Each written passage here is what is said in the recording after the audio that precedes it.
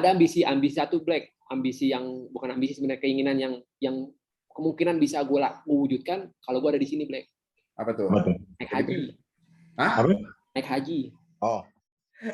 Jadi kalau nanya Inggris tuh kayak gimana sih? Inggris gue salah paham. Gue salah, ente paham lah yang penting. Kayak gitu aja.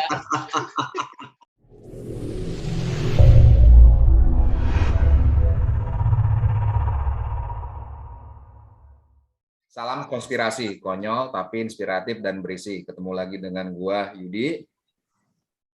Gue Yusuf. Gua Nungki. Dan tamu kita Om Dipa. Asik. Mantap.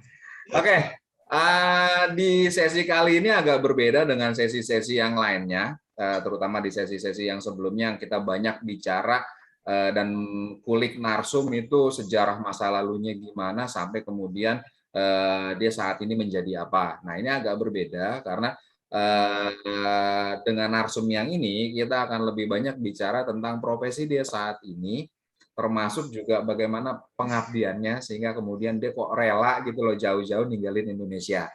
Sebagai informasi di awal, jadi Om Dipa ini merupakan guru pengajar yang saat ini ngajar di Myanmar. Gitu nggak Om Dipa?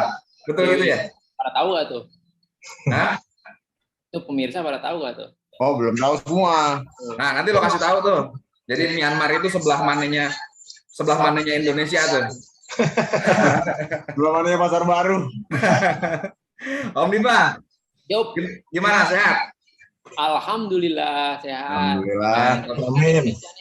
Nih, udah makan malam belum? Kondusif nih. Kenapa? Udah makan malam belum?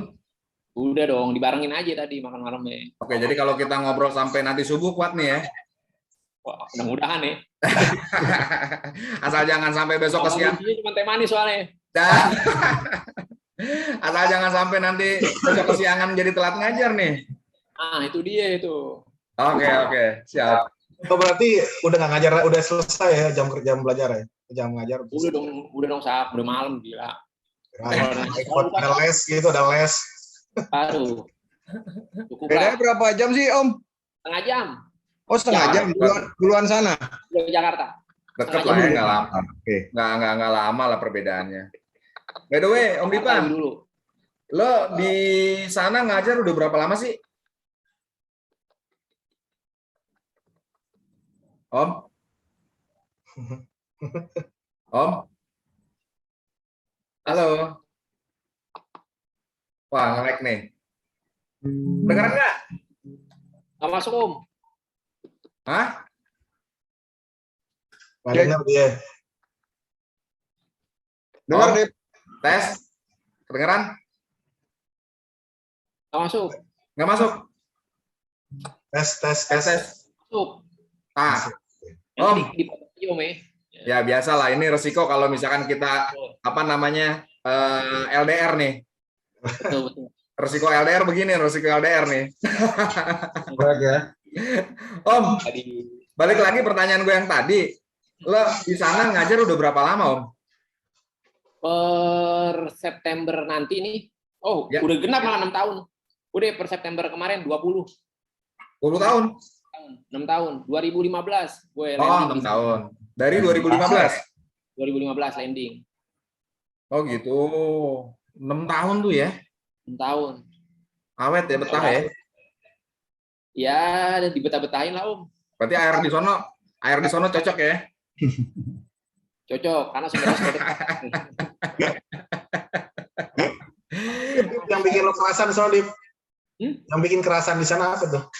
Yang bikin kerasan di sini, ada orang bilang bahwa tinggal di sini tuh beda tipis sama tinggal di Jogja. Hah?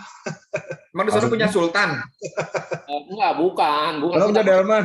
Ada gudeg di sono? Ada banyak. Wartegnya juga ada kok. Jadi di sini tuh masyarakatnya tuh kayak masyarakat Jogja. Welcome. Sama apalagi sama orang-orang asing. Itu sangat welcome. Biaya hidupnya juga kurang lebih sama lah kayak di Jogja. Cuman memang Jogja lebih bersih, lebih asri. Itu aja sih bedanya. Kurang lebihnya. Oke. Jadi bener-bener ya lo ngerasanya homey lah di sana ya? Homey, betul, homey. Ya, apalagi kan di sini orang Indonesia benar-benar orang Indonesia secara keseluruhan ya, bukan hanya guru Indonesia, tapi orang Indonesia yang di sini tuh sangat diterima di sini.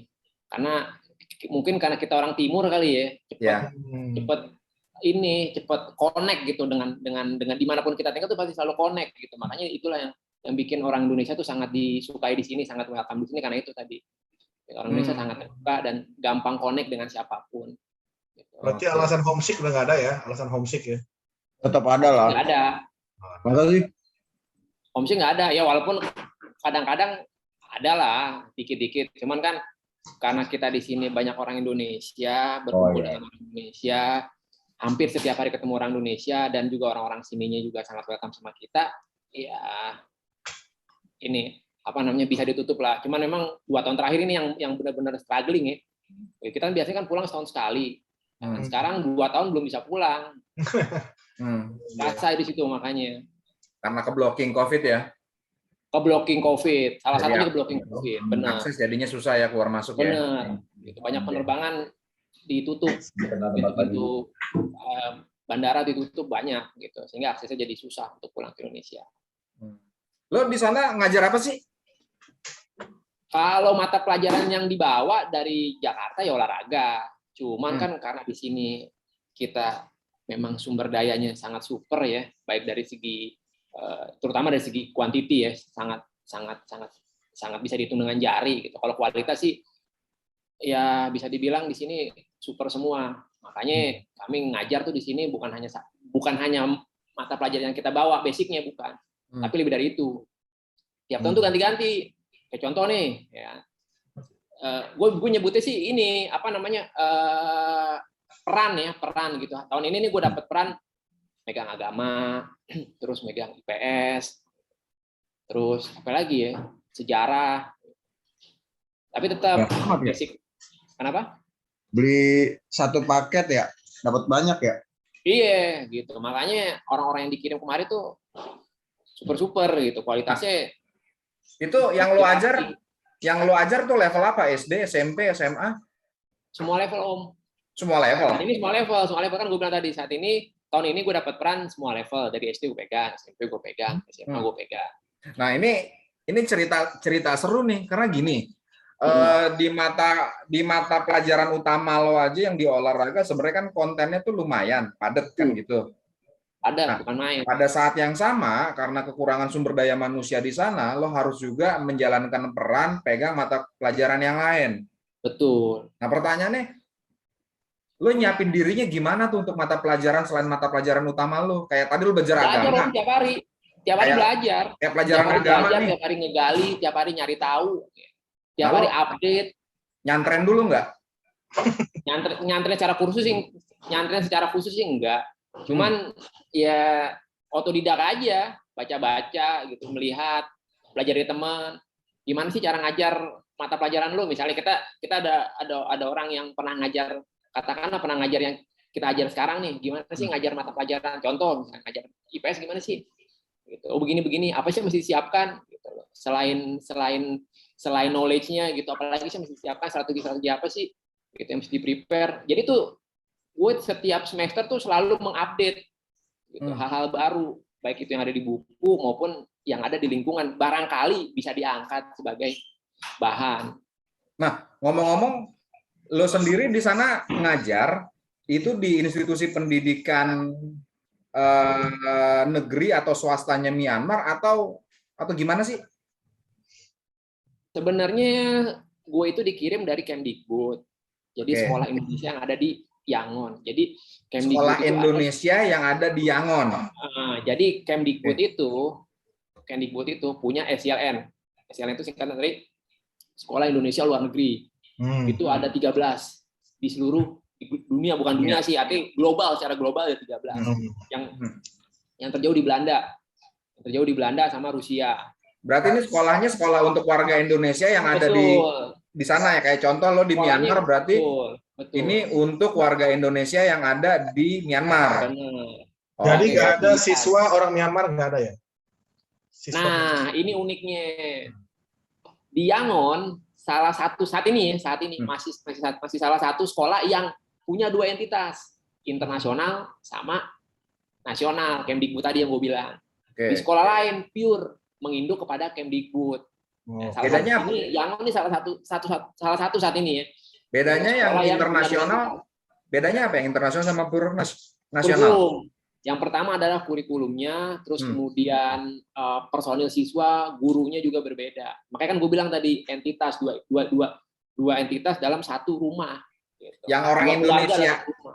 yang fokus untuk orang Indonesia yang mana? Yang Nasional. fokus untuk orang Indonesia tuh SIY, Sekolah Indonesia Yangon. Yang nasional itu, Bu? Iya benar. Kita nyebutnya SILN ya. Gitu. SILN Yangon, ada SILN Sekolah Indonesia Luar Negeri Yangon, ada Sekolah Indonesia Luar Negeri Davao di Filipina, ada Sekolah Indonesia Kuala Lumpur. Oke. Ada juga yang internasionalnya dan itu bebas, siapapun boleh Satunya bisa. kita saat ini nih kita nih di Yangon tuh salah satu bisa dibilang bisa dibilang satu-satunya bahkan bisa dibilang satu-satunya dari SLN global itu yang 13 yang punya dua entitas cuman di Yangon. Itulah keunikan tersendiri. Ini pilot project atau gimana nih? Ceritanya panjang Om. Jadi kalau bisa agak mundur sedikit ya, ini benar kata lu bilang nih, ini bisa sampai pagi nih. Gitu. Jadi Apalah. pada sejarahnya memang sekolah kita tuh kan namanya, lu tahu kan yang namanya anak Indonesia atau orang Indonesia yang tinggal di luar negeri kan pasang surut jumlahnya. Ya. Artinya ya beda lah sama Kuala Lumpur, beda lah sama Singapura. Yang orang Indonesia tuh lu bisa temuin di setiap titik lah. Nah, di Yangon ini sangat sedikit. Sekarang aja nih terbaru nih update sekitar 500 orang yang tinggal di Myanmar ya, bukan di Yangon, di Myanmar bahkan 500 orang. Artinya dengan sendirinya kita bisa hitung lah anak-anak yang sekolah di sini berapa orang. Nah, puncak terkecilnya itu sekitar tahun 2000-an, 2004 atau 2000 berapa gitu. Kan Kemdikbud itu punya standar ya, sebuah sekolah dinyatakan bisa terus berlangsung pembelajaran atau sekolah itu terus berlangsung apabila mencapai minimal jumlah murid sekian. Gitu. Nah, itu pernah sempat tidak tercapai di Yangon. Akhirnya kepala sekolah saat itu mencoba berinovasi. Gitu. Gimana nih ngakalin ini? Kalau misalnya kita ngandelin orang Indonesia, sepertinya susah nih. Ya, tahu sendiri kan tahun 2000-an berapa orang yang ada di Yangon, yang di Myanmar. Akhirnya membuat suatu terobosan bagaimana kalau kita buka sekedar untuk menaikkan Jumlah siswa ya. Jumlah siswa supaya threshold itu dapat. Gitu. Iya. Akhirnya setelah itu ya udah mau nggak mau dengan sendirinya kan banyak tuh anak-anak yang masuk jumlah itu terpenuhi. Nah, berawal dari situlah akhirnya terus sampai saat ini keberadaan sekolah internasional. Lanjut ya. Lanjut, betul. Berarti yang internasional itu ada siswa Myanmar, ada siswa Indonesia. Saat ini sebenarnya gini, itu difokuskan untuk anak internasional dari kelas 1 sampai kelas 12, kelas 10. Internasional sampai kelas 10 bukan sampai kelas 12. 1 sampai 10 adalah anak internasional, bukan Myanmar aja. Ada yang sekarang yang terkini ada warga Bulgaria, ada warga Singapura, ada warga Malaysia ada. Nah, cuman karena satu dan lain hal, anak Indonesia kelas 1 sampai 5 masih terintegrasi dengan mereka. Gitu. Itu tadi gue bilang, balik lagi ke awal, keterbatasan guru tidak bisa mencakup semua siswa. Akhirnya ada konsekuensi yang diambil 1 sampai 5 kita penggabungan kelas ya. Benar. Kelas 6 sampai 12 konsentrasi ke kita. Karena kenapa? Karena mereka kan akan menghadapi ujian nasional. Terus sekarang kan bukan ujian nasional ya, AKM. Gitu. Lo ngajar di dua-duanya tuh, yang di nasional sama yang di internasional ngajar dua-duanya? 3 tahun pertama ketika Kemdikbud mengeluarkan kebijakan baru, gue ngajar di internasional. Itulah tujuan gue kenapa gue kemari itu tadinya diplot buat ngajar internasional waktu pertama kali berangkat 2015. Kan gue latar-latarnya Gandhi, ya kan? Gandhi 2015 Gandhi sekolah internasional, terus dilihat bahwa kayaknya nih sekolah ini butuh guru yang berlatar belakang dari sekolah internasional. Akhirnya setelah melalui berbagai proses, nyampe lah gue kemari. Tujuannya untuk mendidik anak-anak internasional, sekolah internasional dengan berbasis kurikulum internasional. Tapi 2,5 tahun terakhir ini, 3 tahun lah dibulatkan. Kemdikbud mengeluarkan suatu kebijakan bahwa guru-guru yang di-hire sama Kemdikbud itu harus pure ngajar putra-putri Indonesia. karena kalian di sini dibayar, karena kalian di sini di-hire oleh Kemdikbud. Maka itu fokus kalian adalah mengajar anak atau putra-putri Indonesia. Tinggalkan kalau memang tidak dirasa, tapi tidak sepenuhnya. Artinya tetap ada peran kita orang-orang Indonesia yang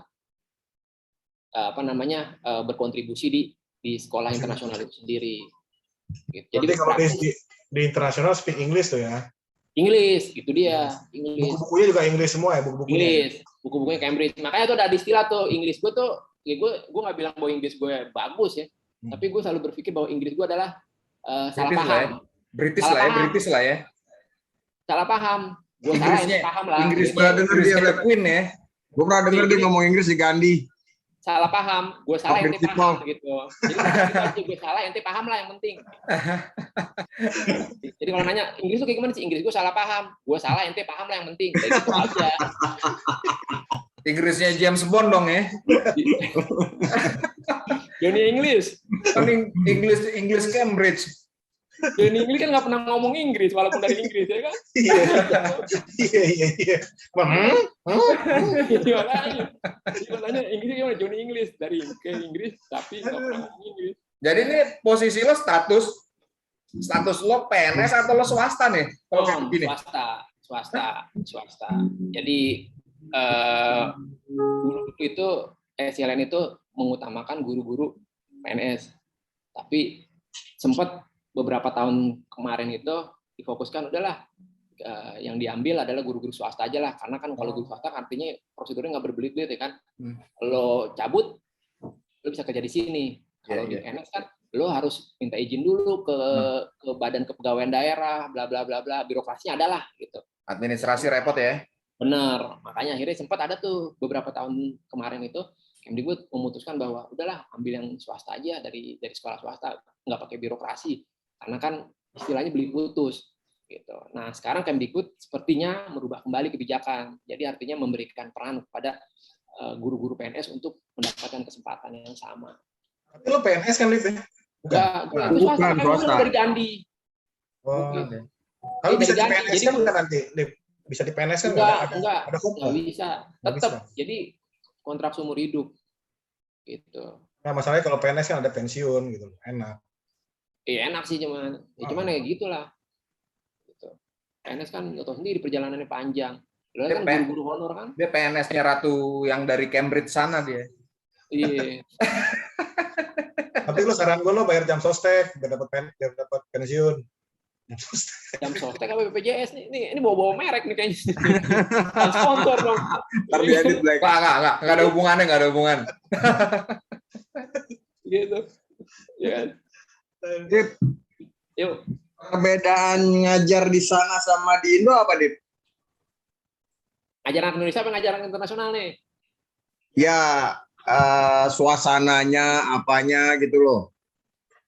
Yang pertama ya, nalurinya aja ya. Dasarnya perbedaan ngajar di sana adalah kalau lo di Jakarta atau lo di Indonesia masuk jam 7, lo dari rumah jam 5 udah bangun. Ya? Oh, iya benar. Iya, coba deh cari deh. Ada gak sekolah yang dekat, kecuali kalau lu memang tinggal di nggak jauh atau lu ngekos atau lu ngontrak dekat sekolah. Dari Pasar Baru ke Budut gitu lah. Jadi, lu lihat kan gue diganti dari Depok sampai ke Kemayoran. Itu kan karena lokasi lo jauh. Iya, tapi kayak kan sekarang lo di atas sekolahan nih. Ya kan, berarti kan yang salah lo sendiri. Kenapa lo pindah ke Depok? Coba tetap di Pasar Baru. Kan nggak jauh. Ya kan? Depok kan rumah gue, bos. Iya, rumah gue. Tapi luar biasa loh, si Dipa luar biasa loh. Masalahnya gini, sekarang kan dia kan lulusannya olahraga, sport science Dip ya, sport science ya. Nah, tapi dia mau ngajar agama, ngajar IPS. Hebat ya. Itu kan hal yang berbeda gitu loh. Multitasking. Orang sering bilang di sini guru tembak. Jadi bukan mau guru tembak aja loh. Guru tembak, woi pegang agama ya, pegang IPS ya, pegang sejarah ya. Ntar semester tahun depan, pegang matematik ya. Karena gue pernah ngajar matematik, gue ngajar IPA pernah sak. Buset, matematik IPA, untungnya kelas 8. Orang bahasa Indonesia pernah. Sekarang gini, tadi kan untuk mata pelajaran di luar mata pelajaran utama lo kan lo belajar sendiri. Nah dari pihak pengelola dalam hal ini Kemendikbud ada nggak program khusus gitu loh untuk mempersiapkan lo di mata pelajaran yang baru tadi. Kayak pelatihan gitu ya? Iya. Enggak, kalau secara khusus pelatihan enggak. Jadi murni lo sendiri ya? Jadi Kemdikbud itu tahu bahwa guru-guru yang dikirim ke luar negeri adalah guru-guru super. Jadi hal pertama yang disampaikan mereka adalah gini, kita harus siap, kita harus cepat beradaptasi karena di sana kita akan multi subjek dan multi level. Itu aja sih pesannya. Nah, karena kan setiap tahun pasti berubah, nggak sama. Gue IPA terus, gue IPS terus. Nah, kalau kayak begitu berarti kan ada pelatihan-pelatihan khusus yang formal atau non formal gitu. Karena kan tiap tahun berganti. Bisa jadi tahun depan karena memang jumlah gurunya bertambah, gue cukup ngajar di olahraga. Gitu. Nah sekarang karena memang jumlahnya masih bisa dikatakan terbatas, akhirnya gue megang di beberapa subjek. Oh jadi tiap tahun belum tentu ada guru ya? Belum tentu. Kalau misalnya ada guru yang pulang, misalnya nih, guru yang pulang matematik, oh Pak saya nggak melanjutin kerja Pak karena masalah keluarga gitu, saya nggak melanjutkan kontrak masalah keluarga, dia akan pulang kan. Berarti matematik itu kosong. Jadi lo mesti standby. Jadi nanti dibagi gitu. Paling ditanya, siapa yang ngajar ini, siapa yang ngajar ini. Lo tau bayaran nambah nggak tuh? Bayaran per subjek atau gimana? Per SKS kan harusnya. SKS. Kalau dosen per SKS, ya kan masyarakat kan bukan dosen. Aduh. Apalagi dosen swasta. Nggak, artinya sebenarnya di sini nih, ya inilah sebenarnya di sini ini nih jadi ukuran sampai seberapa besar sih pengabdian lo di dunia pendidikan kan gitu, dengan banyaknya subjek yang lo pegang, tapi sementara pada saat yang sama nilainya tetap sama. Berarti kan memang lo berangkat karena totally ini ada pengabdian atas yang lo bisa gitu kan. Betul. Di dunia pendidikan kan gitu, dan lo mau share itu kan. Betul. Jadi ada poin yang bisa ditarik di sini bahwa orang berbilangan, wah lo enak kayak kerja di luar negeri, lo enak lo kerja di ini sekolah Indonesia yang ada di luar negeri, jauh dari pusat dan sebagainya, pengawasan terus berkurang. Ya, tapi tadi yang gue bilang, lo nggak akan tahu tahun depan lo akan ngajar apa, lo nggak akan tahu. Gitu. Surprise aja pokoknya gitu ya. Iya, pokoknya surprise. Pegang ini, pelajaran yang belum pernah gue pegang nih, cuma bahasa Inggris doang, yang lain udah pernah dicobain. Bahasa Inggris. Orang seni aja pernah, lo nggak percaya kan? Seni pernah. Iya mungkin karena bahasa Inggris itu salah paham. Iya bahasa Inggris itu salah paham. Dasar lo udah salah. Coba pelajaran apa ya yang ada di rapot, pelajaran apa coba? PPKN, udah. Agama, udah. Bahasa Indonesia, udah. IPS, udah. IPA, udah. Apalagi coba? Bahasa Inggris, belum. Itu aja ya. Sejarah. Jadi selama 6 tahun di situ, cuman bahasa Inggris aja yang belum ya? Bahasa Inggris sama apa ya, kimia seperti itulah. Fisika gitu ya, fisika. Tapi IPA-nya secara umum udah. Udah ya IPA-nya. IPA-nya udah. Di situ kan ada fisika, ada biologi, kimia doang yang nggak ada. Olahraga itu umum kan Dip ya? Olahraga umum ya? Olahraga umum yang diajarin. Umum. Semua bidang ya. Semua. Tapi lo di lo-nya sendiri, karena kan ada situasi lo banyak ngajar yang bukan bidang lo. Betul. Ada nggak lo ngerasa, aduh ini gimana ya, paling nggak secara moral gitu kan, ada nggak lo terbebani dengan sesuatu yang bukan subjek utama lo, karena lo khawatir ketika lo sampaikan ke mereka, ada yang nggak maksimal, pada saat penyampaian kan otomatis penerimaan di murid kan juga nggak maksimal. Ada nggak beban moral tuh? Betul. Ada, itu sering gue sampaikan pada orang tua. Gitu. Apalagi kalau misalnya tiba-tiba kita terbentur sama hasil anaknya yang kurang memuaskan kan. Ya. Gitu dari sekian pelajaran gitu, set. Ya. Contoh pelajaran A gitu. Pak, ini gurunya siapa sih? Apa? Oh, anak saya gini. Saya, Bu. Gitu. Saya, Pak. Waduh, gitu. Itu kan jadi nggak enak. Nah, kalau kondisi kayak begitu, lo pernah evaluasi nggak? Gue pernah evaluasi. Yang kurang itu sebenarnya anaknya atau di lo-nya sebagai guru yang ngajarin bukan subjeknya mereka? Gue tidak pernah berpikir bahwa, wah ini anak yang kurang nih. Atau klien yang salah nih, gitu. Atau klien yang kurang. Nah, karena gue berpikir bagaimanapun mereka adalah unik ya. Satu anak dengan dua anak yang lain pasti unik. Gitu. Nah, itu kembali lagi ke gue. Gitu. Ini anak yang tipikal kayak gini, nih gue mesti gimana? Terus kemudian variasi apa yang mesti gue berikan? Gitu. Padahal gue ngajar cuma 3 atau 4 lah, paling banyak 5. Ya, artinya cuma ada kemungkinan terburuk adalah 5 karakter anak yang berbeda. Lo tahu dong kalau di Indonesia ada 40, berarti 40 anak yang karakter, bisa dibilang 40 anak karakter yang berbeda. Jadi gue berpikir bahwa udahlah, gue bukan saat yang tepat untuk menyatakan bahwa ini anaknya yang salah. Gitu. Tapi gue berpikir bahwa ini anak kayak begini, ini setelannya harus kayak gimana sih? Gitu. Kalau kata motor kan setelannya harus gimana sih? Apa yang dikencangin, apa yang dikendorin? Gitu. Terus gue penyampaian materinya kayak gimana sih? Gitu. Variasi gue dalam mengajar kayak gimana sih? Ada yang kurang nggak? Gitu. Oke. Berarti kalau ketemu situasi-situasi di mana nilai murid, misalkan nilai murid lo yang kurang, justru itu jadi titik tolak lo untuk evaluasi diri sama sekaligus lo improve kemampuan lo ya. Iya. Jadi ada 2 hal yang biasa gue improve. Ya, yang lalu gue coba evaluasi. Yang pertama adalah gaya mengajarnya itu satu. Ya kan? Yang kedua adalah materi atau knowledge yang gue sampaikan. Ini kena gak nih ke anak-anak? Gitu. Orang kalau ngomong IPS kan, yang ambil contoh lah, misalnya ASEAN. Gitu. Orang pasti tahu lah semua ASEAN. Cuman nggak semua anak kan paham. Ini ASEAN kita masuk dari mana nih? Apa mau dari awal berdirinya atau mau dari negara-negaranya siapa aja sih yang ada di ASEAN? Mau dari mana?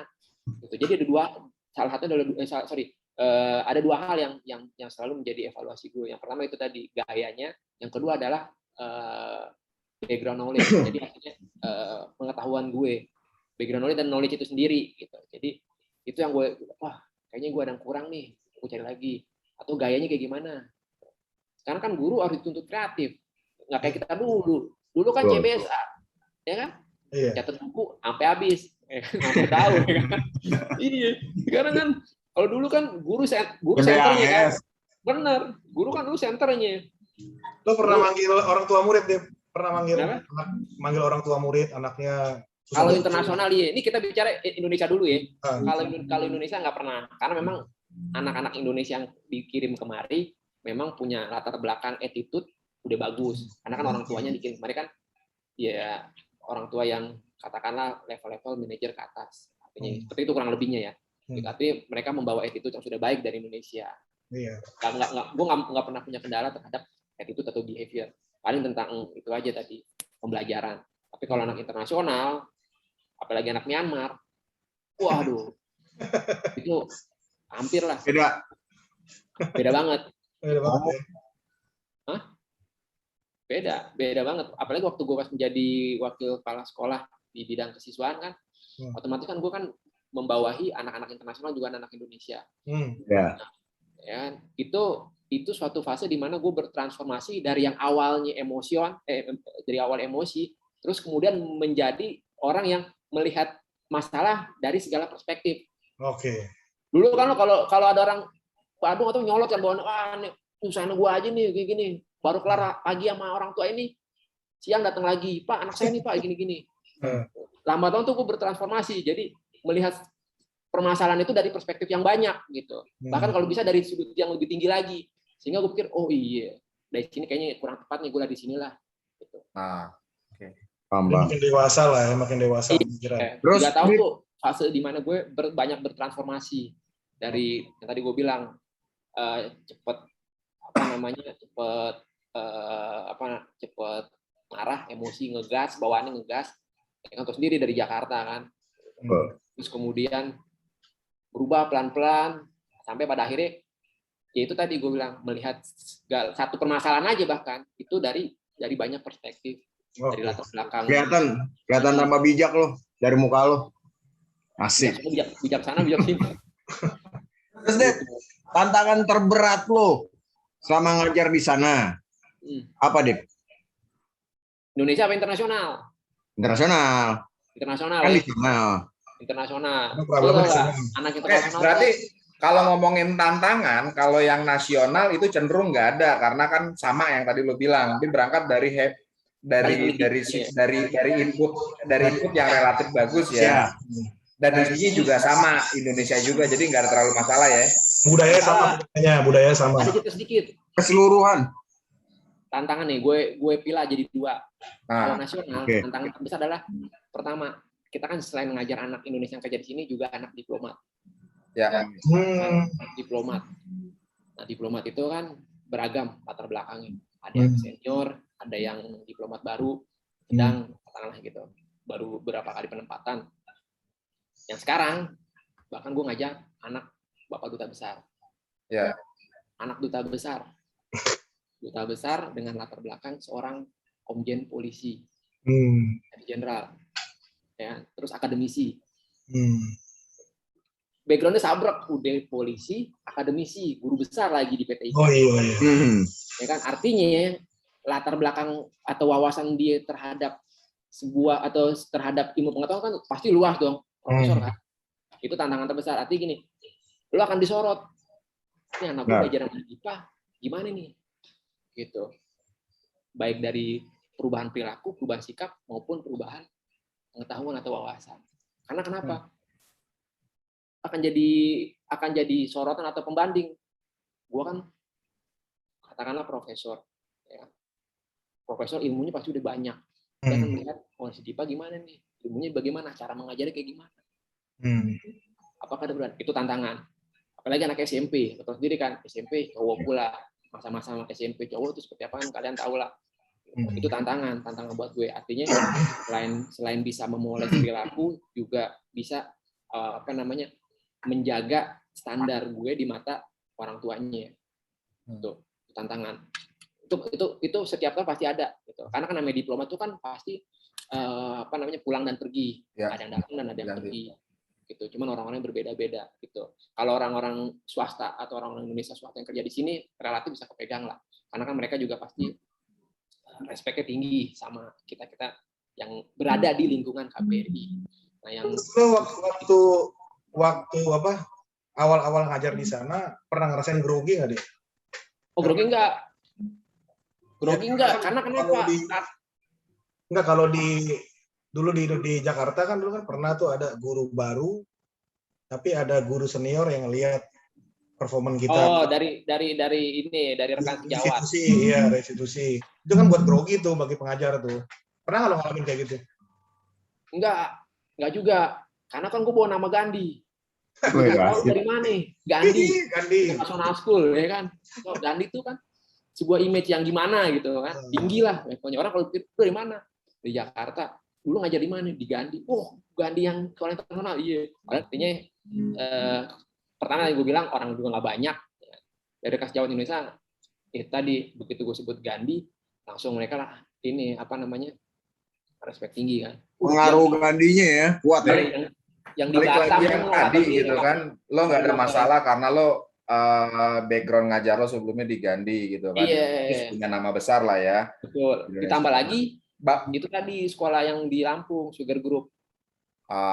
Gitu. Tapi balik lo ngajar di Myanmar yang sekarang nih, secara institusi pasti kan ada kepala sekolah yang ada di atas lo yang ngawasin lo. Tapi pada saat yang sama, karena murid-murid lo kebanyakan murid-murid orang Indonesia yang posisinya ya diploma segala macam, dan ditambah lagi tadi yang baru tadi kan dubes yang di profesor juga. Nah, bisa dibilang sebenarnya kan pengawasan lo tuh jadi banyak nih, nggak cuma kepala sekolah aja yang ngawasin lo, tapi semua pihak gitu kan. Lingkungan sekolah. Gitu. Jadi orang tua juga masuk di dalamnya. Gitu. Mereka kan pasti juga punya tuntutan ya untuk anaknya. Karena mereka pasti berpikir bahwa, Pak, saya pasti akan kembali ke Indonesia. Artinya tingkat persaingan yang dibawa tentunya akan berbeda dengan Indonesia. Gitu. Nah, saya pengen ketika pulang ke Indonesia, anak saya itu terbiasa menghadapi pressure-pressure yang ada. Gitu. Berarti kayaknya lo sering juga nih, selain dipanggil ke ruangan kepala sekolah, buat kepala sekolah lo ngobrol-ngobrol sama lo, bisa juga, atau mungkin ada beberapa kali lo dipanggil ke kedutaan gitu karena dubes yang manggil lo pengen ngomongin anaknya gitu kan? Nah, pernah. Kan wali kelas nih. Kan gue wali kelas, udah ngajar wali kelas lagi. Gitu. Cuman kan itu paling gue dipanggil bagaimana perkembangan anak saya di sekolah. Gitu. Kan 2 orang kan kembar. Mereka berdua. Gini Pak. Jadi laporan yang gue berikan tuh bukan laporan yang secara umum. Gitu. Artinya kalau gue ngobrol dengan orang biasa kan oke, baik, that's all, simple gitu ya kan, nggak ada masalah Pak, anaknya baik begini-gini. Tapi kan harus gue jelaskan secara spesifik gitu loh. Paling tidak ada poin-poinnya. Karena yang gue hadapin kan akademisi gitu loh. Ya, orang pinter lah, lebih pintar dari gue, yang levelnya tuh 2-3 tingkat di atas kita gitu. Jadi bukan jawabannya yang sekedar retorika, baik Pak, nggak ada masalah, cuma perlu gini-gini, enggak. Nggak bisa. Gue jabarin si ini nih progresnya apa, terus tantangan yang masih dihadapi saat ini seperti apa. Intinya adalah lo bisa membuat struktur bahasa yang pas gitu, dan sistematis kalau bicara dengan komunikasi lah, komunikasi. Nggak bisa kita ngobrol kayak gini kan slang word dan lain sebagainya dengan struktur bahasa yang ya udahlah gitu. Tetap harus. Nah itu sekali lagi pengalaman terbesar yang gue dapetin salah satunya adalah itu belajar untuk menyusun kata-kata atau struktur kata ketika berbicara dengan level orang yang berbeda-beda. Itu karena kan lu kan pasti ya tadi lu bilang Black dipanggil ke kedutaan, artinya lu kan ketemu dengan diplomat. Bagaimana lu harus bersikap, bagaimana lu harus berbicara, bagaimana lu harus memberikan gestur. Apalagi kalau perempuan ya agak sulit tuh. Kalau perempuan, bagaimana lu ngasih gestur, bagaimana lu menyusun struktur kata. Ya. Itu naluri bukan naluri alamiah. Belajarnya selama 6 tahun nggak ada sekolahnya gitu, nggak ada sekolahnya juga nggak ada yang bilangin. Jadi memperhatikan orang-orang di sekitar, ngelihat oh begini kita kalau bersikap, oh begini nih kalau kita ngomong, oh begini nih, oh gini nih maksud mereka, oh begini nih kita harus memberikan pemahaman. Itu 6 tahun tuh belajar pelan-pelan dan learning by doing ya. Best practice benar, learning by doing. Tapi di sana ada eskul juga, Dip? Ada ya. Lo megang klub bolanya apa? Futsal. Klub futsal ya. Futsal. Ada prestasinya nggak, Dip? Ada nggak? Ada. Gitu 2 kali ikut sekolah ini Southeast Asia Football Turnamen. Wih. Menang nggak? Ya kan? Hah? Menang nggak?